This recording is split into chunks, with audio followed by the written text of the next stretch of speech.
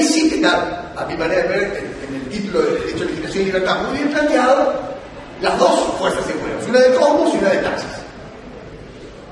El gancho que existe entre estas dos fuerzas sería fácilmente representable como una prótesis que alarga un hueso. Para los escoceses, la legislación, el Estado, o el gobierno, o los jueces son una prótesis que alarga el hueso. Luego el tejido lo acepta, lo recubre, se incorpora y todo funciona como un utilitario. Pero esa relación es importante tener en mente, porque es la relación que hay entre el caballero y la armadura. La armadura va con el caballero, es elegante, andante y tiene destreza. Si la armadura le queda un poco grande, la armadura no tiene reglas. Bueno, para poner un término más popular, entre el pie y el soquete. Digo, tenés una media grande, te sacan todas. Tenés una media chica, la sacan una. No se puede permitir para que esté equilibrado una tensión muy fuerte entre su derecho, ese cosmos de generación espontánea de los escoceses, y ese taxis que viene a ser ese enforcement que viene a proteger de desvíos en la visión de los protegidos. No se puede sostener porque termina siendo niveles de cortocircuito. Por eso, si vamos bien atrás y vamos a Adam Smith, la visión del legislador en Adam Smith es muy interesante. Porque él plantea el hombre prudente, el legislador es un tipo prudente, que tiene que ir delineando el taxi conforme a como se fueron dando las cuestiones del cosmos. Por supuesto, no es total. Hay está en el libro de Hayek, pero debe ser una de las citas más comunes de Smith, más frecuentemente usada, esa que dice el legislador, el hombre doctrinario se equivoca si cree que la vida es un tablero de ajedrez porque los trementos o los caballitos no se mueven por sí solos. En cambio, en la sociedad cada cual es motor de sí mismo. Lo que dice, guarda con el legislador, porque en el fondo todo entramado coercitivo que ponga desde fuera sobre esto puede alterar esa riqueza de interrelaciones que se da espontáneamente entre personas que son cooperativas. Hayek, preocupado por alguna cosa, lo van a plantear distinto.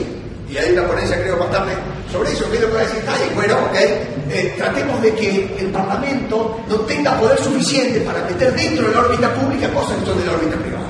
Entonces hay una propuesta constitucional donde claramente el Parlamento tiene límites. La legislatura tiene límites para arrogarse incumbencia. Y me encanta que en vez de hacerlo a lo ancho, de un parlamento, una asamblea de la gente y otra de temas públicos, buscarlo hacia lo alto.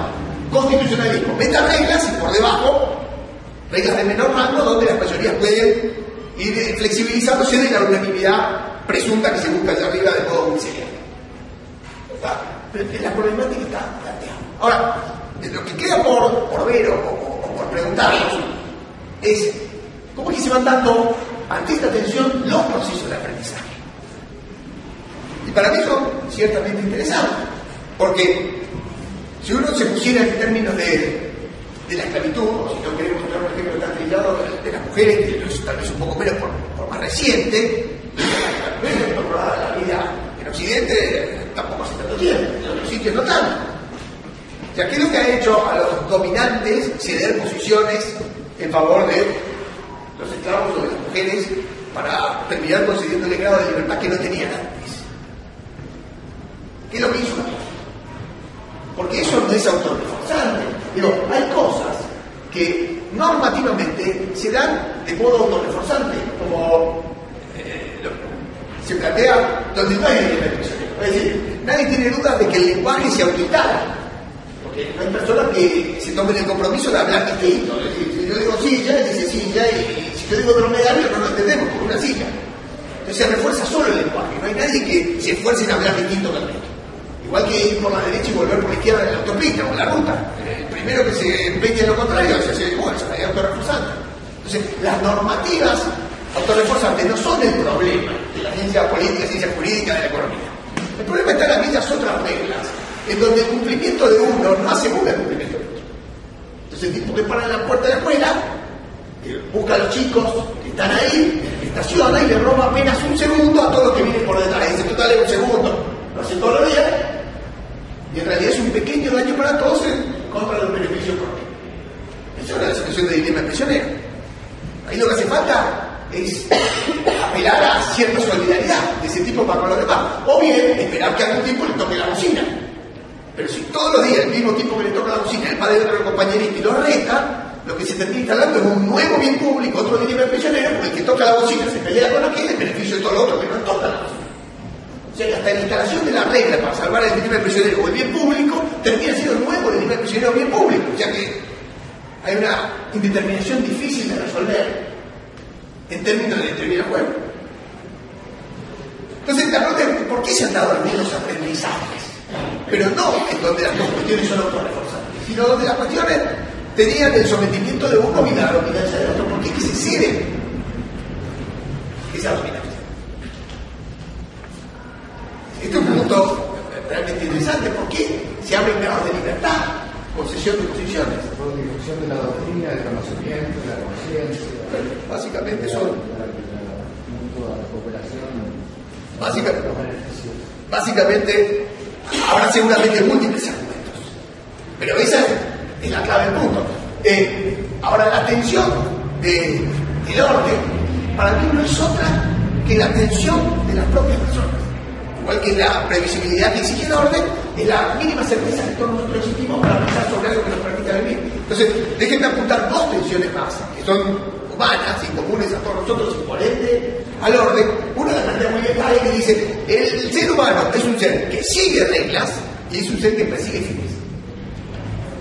Como diciendo, hay cosas que las damos por sentados y donde no hacemos cálculo económico continuamente, sino que apelamos a esa rutina preestablecida para zanjar situaciones. Y por eso es que muchas veces quedamos rehenes de esa rutina, que se llama dependencia, y no podemos salirnos de ahí, siquiera dándonos cuenta que buscando racionalmente una manera mejor, hay una instancia aparente superior para salir. ¿Y por qué? Porque eso está instalado, está funcionando. Seguimos reglas y perseguimos fines. Entonces hay una tensión que políticamente, ¿cómo se lee? Conservadores contra liberales. Hay una segunda tensión, acaso igualmente tan profunda o más profunda, que tiene que ver con las homogeneidades y las diferencias. Si hablamos de certeza, hay un cúmulo de cosas que deben ser acordadas o que debemos arrimar para permitirnos sobre esas conciliaciones estirar nuestras diferencias al máximo, que es lo que nos permite a partir de intercambios maximizar nuestra felicidad cada uno. Y la felicidad de uno es la riqueza del otro en el terreno de los intercambios, pero sobre algunos presupuestos que tienen que ser consensuados, o si no peor. Entonces, ¿qué nos asegura que algunas personas no sientan miedo ante el desafío de ir para adelante en la realización personal? ¿Qué nos asegura que hay gente que no sea más adversa a este tipo de cosas? ¿Qué nos asegura que, a mi manera de ver, las personas que asumen más responsabilidad son las que desean más libertad? Y en el fondo, por debajo de eso, la semilla del liberalismo responde al sentimiento de libertad, al sentimiento de justicia, además de la idea de libertad y de justicia. ¿Eso es el mismo? Esas tensiones humanas que todos tenemos, que cada vez que nos va bien vamos ganando en autoestima, vamos buscando más realizaciones, y cada vez que nos damos una piña, retrocedemos 4 pasos, perdemos la autoestima, nos ponemos temerosos, miramos para los costados, nos agarramos de los amigos o pensamos en el útero de mamá. No, esa cuestión emocional que existe en cada una de las personas, luego se proyecta al orden de igual modo.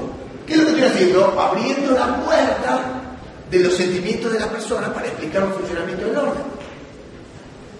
Porque si yo invito innumerables esfuerzos, tanto de Buchanan como de Hayek, de cualquier pensador, que dice, bueno, ok, tratar de plantear intelectualmente ideas suficientes para plantear de la conveniencia del orden es lo que nos permite abrir puertas luego cuando alguna acción ejemplar de otros permita el seguimiento de esa cosa. Buchanan lo pone, me parece, más lindo todavía. Él se da cuenta que no se puede ir contra el cosmos, no se puede ir, pero le encanta hacer propuestas de ciencia política. Entonces, ¿qué dice? Preparemos un set de reglas constitucionales superadoras, porque cuando la tensión entre el enforcement y el cosmos, por mayor grado de libertad, detone el sistema detone, este el set alternativo de reglas para que alguien que lo entendió lo ofrezca parcialmente. Ese aprendizaje, por tanto, no será no será solo intelectual o interpretativo, sino que es un aprendizaje en un fenómeno bien complejo que involucra ideas y sentidos, que me parece que debe ser incorporado en la discusión. Para finalizar, y dejar abierto por lo menos 8 minutos, creo que hay una transformación del sentimiento que es sustancial para pasar de la tribu a la sociedad.